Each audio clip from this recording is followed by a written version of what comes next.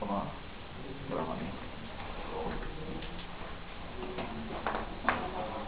Nós estamos hoje com o Dr. Carlos Oswaldo Cardoso Pinto.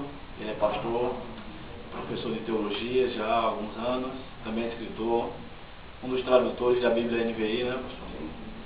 E eu gostaria de começar perguntando sobre a sua conversão. Como é que o senhor chegou a Jesus para alcançar? Foi uma história longa, porque eu sou evangélico de quinta geração, praticamente. Na verdade, quarta geração. Bisavô pastor, avô pastor, tio pastor. E cresci envolvido com igreja. As minhas primeiras memórias de vida, na verdade, são memórias de estar num templo, numa igreja. E como resultado disso, me acostumei muito com a ideia de que era um verdadeiro cristão. Passei por todas as atividades, às vezes eu gosto de usar a palavra rituais, no contexto da igreja local. E, no entanto, quando chegou aquela fase de adolescência, a igreja era simplesmente uma rotina a ser observada no domingo. Tinha também o time de futebol no salão da igreja no sábado de tarde, que era realmente, para mim, a parte mais importante de toda a atividade eclesiástica.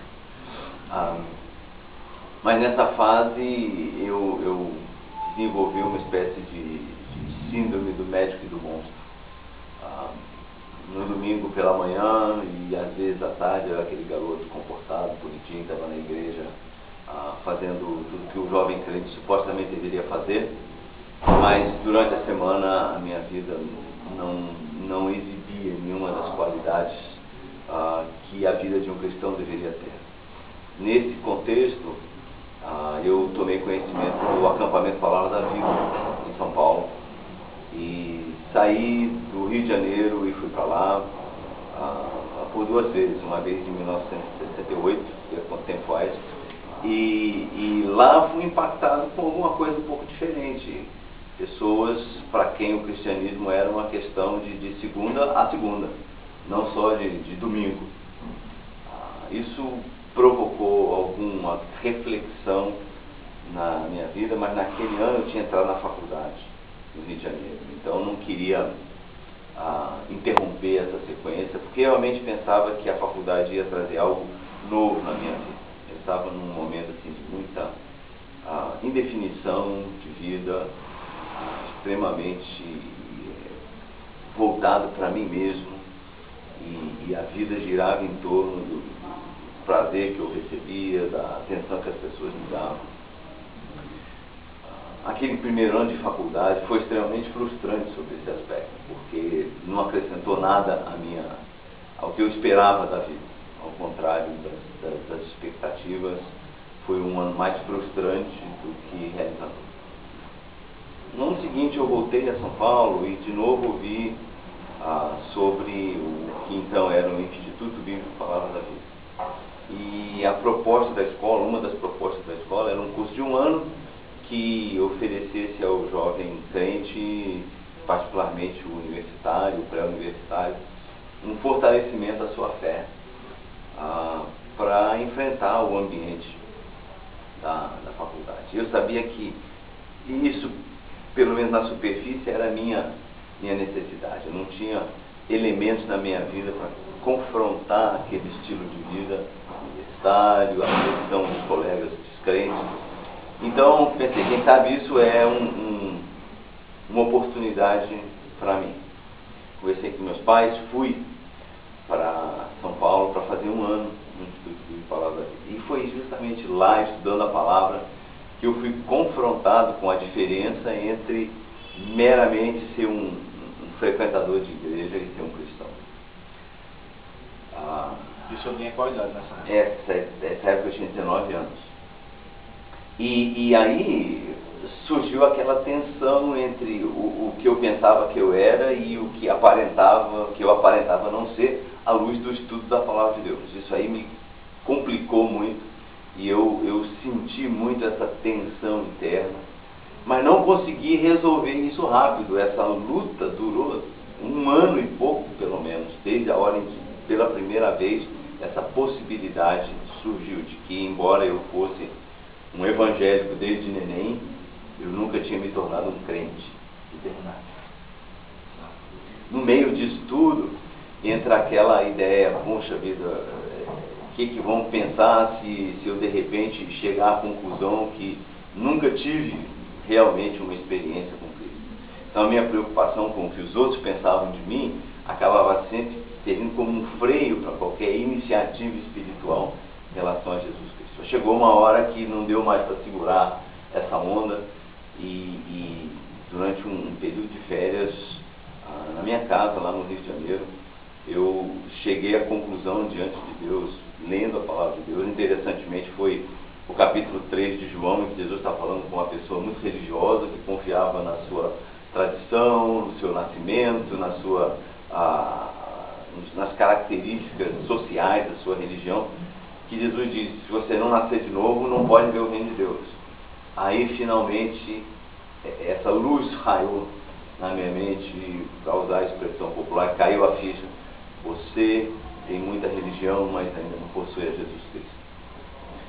E muito relutantemente, eu me ajoelhei lá na beira da cama e confessei isso para Deus. Meu pecado, minha tentativa de viver essa vida na minha própria força.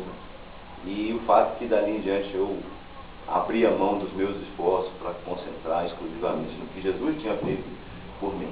E 16 de julho de 1971, vou fazer 40 anos esse ano que eu me converti. Eu tinha 21 anos de idade, né?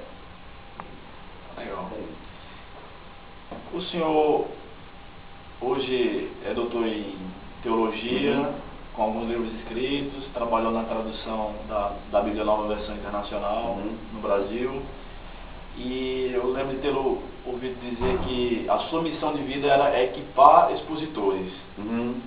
Mas como é que foi isso? Como se deu o preparo teológico, quando o senhor estudou? Como foi até chegar, por exemplo, até o doutorado? É realmente uma longa história para quem já está com 61 anos de idade, né? Mas há certas coisas que a gente não pode negligenciar. Por exemplo, parte desse preparo que aconteceu antes mesmo de eu me converter foi a influência da minha avó, que pacientemente com os netos, quase todos os netos, não só na minha família, mas também na família dos meus primos, batalhou e orou muito por nós. E nos fazia decorar versículos bíblicos. Alguns deles eu ainda lembro de tê-los decorado 55 anos atrás, junto com a minha avó. Eu creio que esse esforço da minha avó foi extremamente significativo em moldar, vamos dizer assim, em tornar mais sensível a minha consciência, de modo que mesmo durante aqueles anos de rebeldia, eu não descambei para nada do que meus colegas, alguns até membros de igreja, descambaram em termos de atividades que eram realmente prejudiciais, consumo de álcool, drogas, sexo pré-conjugal e tudo mais, que marcou uma geração mesmo dos jovens evangélicos, chamados evangélicos, lá no Rio de Janeiro. Daí, obviamente, tem a influência da Palavra da Vida. Seminário. Primeiro do acampamento e depois do seminário. A visão de despertar o jovem para uma vida com Jesus Cristo, uma vida de leitura bíblica, de oração, de piedade, de evangelização. Fato que marcou a vida de toda uma geração de gente que hoje é líder no movimento evangélico brasileiro. Na última revista, último número da revista Lar Cristão, o pastor Ariovaldo Ramos faz uma menção à influência que Palavra da Vida e Mocidade para Cristo e CEPAL tiveram no universo evangélico brasileiro no final da década de 60, metade para o fim da década de 70, principalmente os anos aí da ditadura, em que essas organizações influenciaram uma geração a piedade, o compromisso com Cristo, e a fazer alguma coisa que fosse genuinamente cristã no meio daquele ambiente opressivo que o país vivia. E eu realmente experimentei isso. Indo para o seminário, essa visão de que você cresce mediante a presença da palavra e do Espírito na sua vida, foram marcantes. Quando eu estava no meu penúltimo ano no seminário, já considerando como eu iria servir a Deus, surgiu a ideia de tornar-me um professor. Eu dava aulas de inglês no seminário enquanto aluno ainda, e lá eu criei esse amor pelas línguas originais da Escritura e comecei a pensar na possibilidade de me tornar um professor. Aí conversei com a direção da escola, falei do meu interesse de continuar meus estudos e voltar para ser um professor ali. E eles sabiamente me disseram, sim, mas ainda não. Falaram, nós queremos que você tenha um pouco mais de experiência ministerial em termos de pastorado. Eu estava chegando no meu último ano. Aquele ano eu passei ministrando numa pequena igreja na periferia da cidade de São Paulo, e dessa igreja eu me tornei o primeiro pastor no ano seguinte, servindo lá, descobrindo o quanto eu ainda não sabia, o quanto eu precisava ainda aprender, verificando as realidades do ministério com gente, não apenas com ideias, mas com gente. Mas já aí decidido a me preparar com um nível de mestrado para voltar e ser professor lá onde eu havia estudado. Deus abriu portas, pessoas contribuíram, pessoas se envolveram conosco de modo a possibilitar uma ida aos Estados Unidos. Naquela época não havia programas conservadores, teologicamente conservadores, de mestrado no Brasil. Os que havia eram de uma linha muito aberta, do ponto de vista teológico. Liberal. Bem liberal. E eu não queria participar disso, a organização com que eu iria trabalhar também não me encorajava. Então eu fui estudar nos Estados Unidos, estudei na escola onde o fundador da escola do Seminário Palavra da Vida havia estudado, e lá fiz o mestrado com ênfase em Antigo Testamento. Voltei para ensinar. Quando voltei para ensinar, deparei-me com uma situação muito deplorável, né? Faltava tudo, basicamente faltava tudo.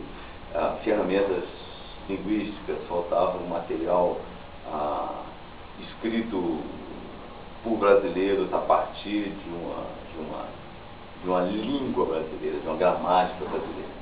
Então isso passou a ser a minha preocupação principal, lecionando grego e lecionando hebraico. Com o passar do tempo, começou a surgir na minha mente, na mente de colegas meus, que nós deveríamos criar um programa de pós-graduação, não usando termos técnicos, mas algo para aquelas pessoas que já tinham obtido um bacharelado em teologia e que visavam ensinar e expor a palavra de Deus, tanto na cátedra quanto no púlpito, a partir das línguas originais, a partir da exegese, tanto do grego quanto do hebraico. Uma pós em exegese. Em exegese, em teologia bíblica e exposição. E o problema com isso era que não era a ênfase da Organização Palavra da Vida, que era mais alcançar o jovem com o Evangelho de Cristo, evangelizando e discipulando. Mas conseguimos a permissão para iniciar um programa assim, mas aí tinha a questão, precisamos de uma pessoa com um doutorado em pesquisa para servir como o responsável por isso. Como eu já tinha o programa de mestrado feito e o diploma obtido, essa foi a escolha. Vamos para lá, e voltei então aos Estados Unidos, mesma escola, mas com uma outra ênfase agora, trabalhando especificamente com hermenêutica exposição das escrituras. Essa foi a minha ênfase no doutorado. Nessa época o senhor estava com quantos anos? Quando eu fui para os Estados Unidos eu tinha 38 anos, tinha acabado de fazer 38 anos. E fiquei lá para a residência do doutorado até completar 40 anos. Aliás, voltei quando já tinha feito 41. E aí veio uma coisa que seria quase divertida se não tivesse sido tão dramática, que foi voltar para o Brasil sem ter escrito a dissertação. E aí a gente chega num drama que hoje a gente percebe com muitos que estão fazendo a pós-graduação em teologia ao longo do Brasil. Conclui-se a residência ou o programa acadêmico em si, e aí vem aquela fase de escrever. E a luta não foi tanto escrever. Quando eu finalmente sentei e falei, agora eu vou escrever, a coisa realmente saiu. Mas a dinâmica intensa do Ministério Pastoral, do Ministério de Ensino no Brasil, que põe grande demanda em cima do jovem pastor, do jovem professor, que está em busca do seu doutorado. Eu tive que pedir extensões do meu curso por várias vezes, porque havia tanta coisa para fazer aqui, tantas demandas no meu tempo. A NBI foi uma delas, né? A própria implantação do programa de mestrado, mais mencionado no programa de bacharelado da palavra ali, fez com que a dissertação fosse sendo colocada de lado. Até que chegou a hora que eles falaram, ou você termina, ou nós terminamos com você. Aí eu falei, ok, eu prefiro a minha sobrevivência. E nessa brincadeira passaram-se 10 anos. Não é algo que eu recomendo para ninguém, porque... Agonizante. Às vezes é. Você sabe o que precisa fazer e o urgente continuamente ocupa o lugar do importante. E essa tensão eu tenho visto na vida dos meus alunos agora. Geralmente eles estão naquela fase de vida em que o ministério está deslanchando, né? E as pressões são muito grandes. E ele é pastor, mas ele também é administrador da igreja, ele também é professor, a família está começando a crescer, os filhos estão começando a virar adolescentes. Tudo isso gera uma grande pressão. Então, talvez o conselho aí para você que sonha fazer alguma coisa assim, ou está fazendo algo assim, estabeleça muito claramente as suas prioridades. Se você vai escrever uma dissertação, você vai escrever uma tese de mestrado, isso não pode ser um apêndice à sua vida. Você precisa decidir o que é que vai ficar de lado para isso aí ocupar o seu lugar. Então você tem que pensar, não posso abrir mão do meu relacionamento com Deus, não posso abrir mão do meu relacionamento conjugal, do meu relacionamento com meus filhos.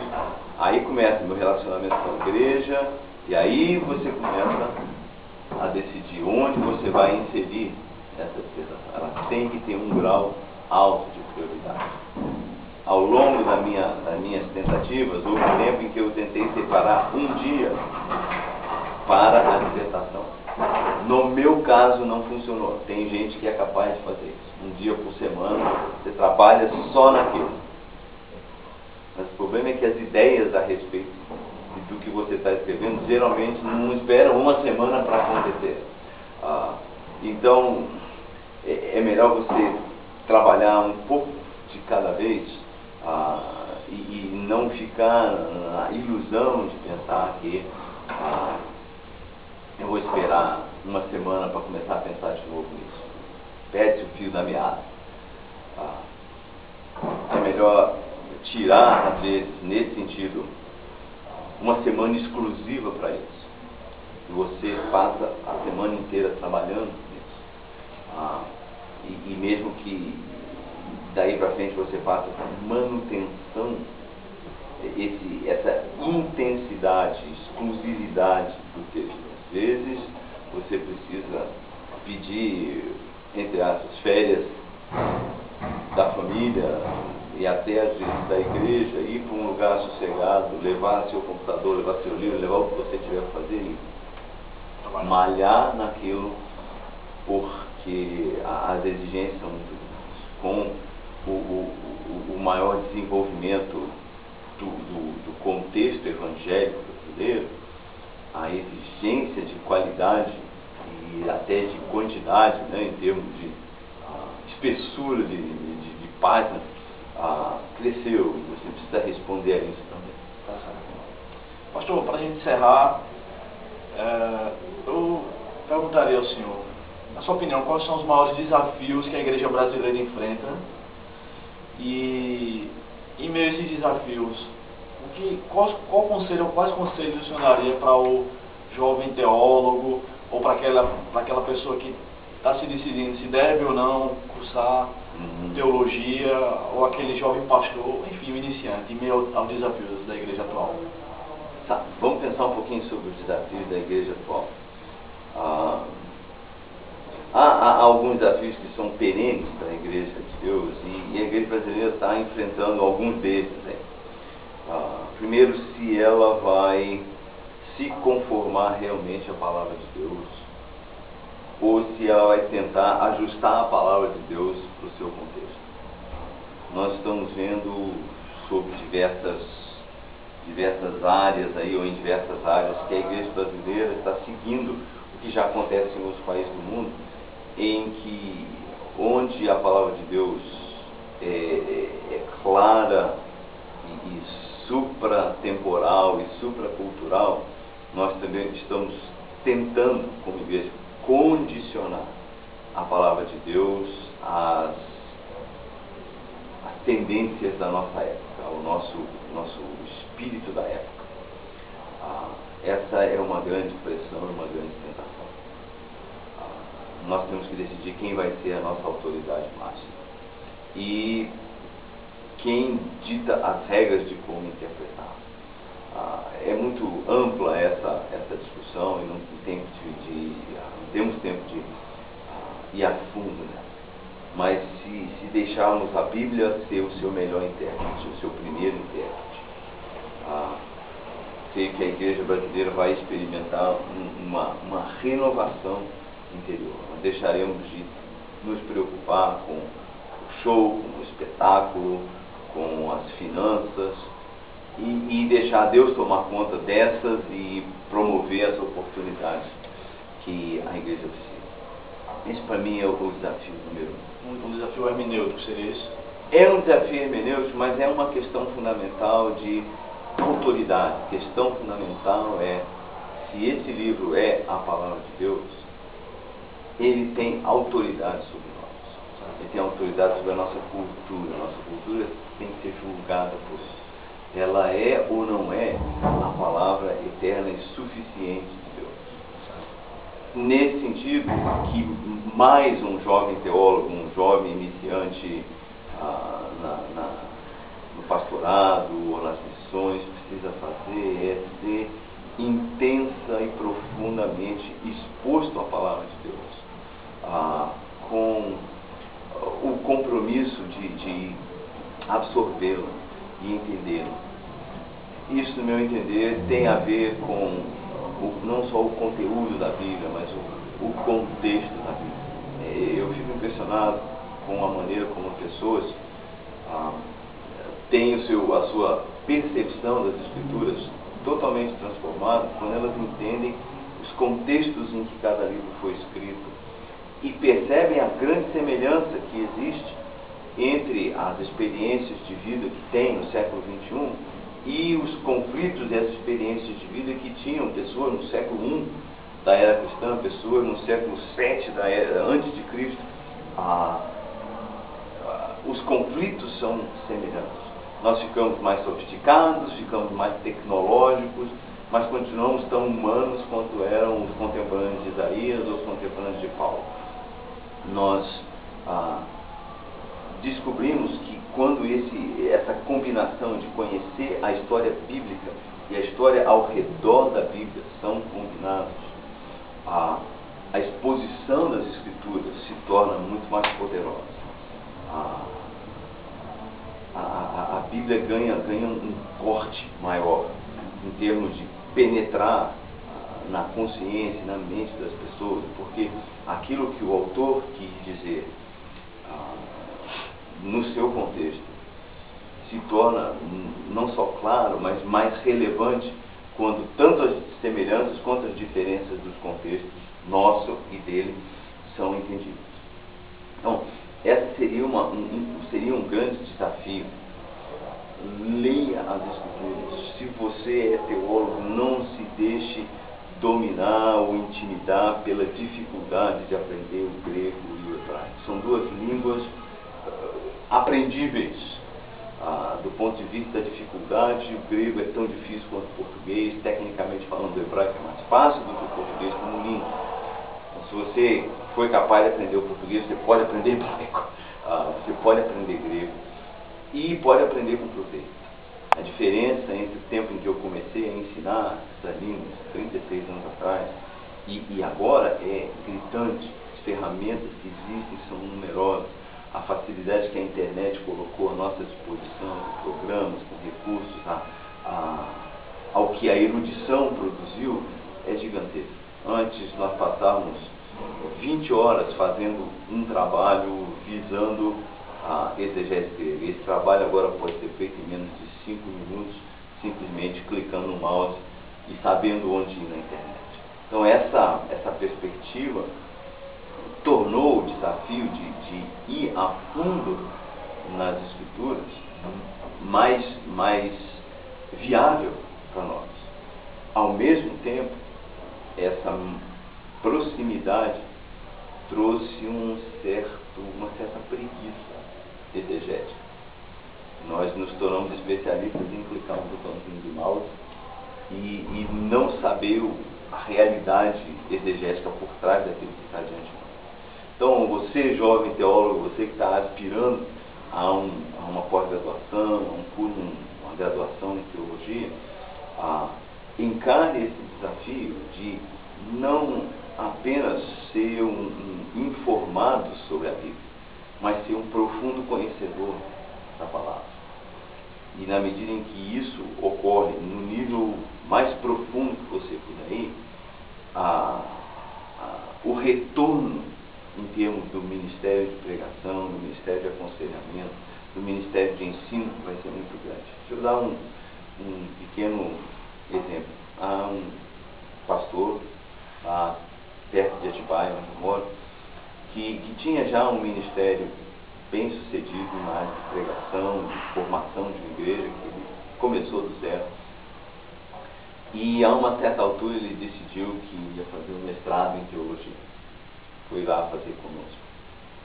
E havia uma certa relutância de setores da igreja, que por que o nosso pastor, que já ministra tão bem, deveria passar todo esse tempo fazendo mais um curso. Mas decidiram que ele deveria ir. E foi. E lutou como todos os outros, com o hebraico, com a gramática, com a teologia, com a história, finalmente conseguiu formar. Durante esse período, que foi longo, aproximadamente uns 10 anos, testemunhos da igreja dele foram exatamente esses. O nível de pregação, o nível de ministração dele cresceu de maneira exponencial em relação ao tempo que ele investiu. Esse conselho eu continuo dando a vocês. Não parem de estudar. Tento mais para mim, vou tomar mais ainda. Amém. Amém. É isso aí. Prazer. Então, nós conversamos hoje com o Dr. Carlos Oswaldo Cardoso Pinto. Foi um prazer.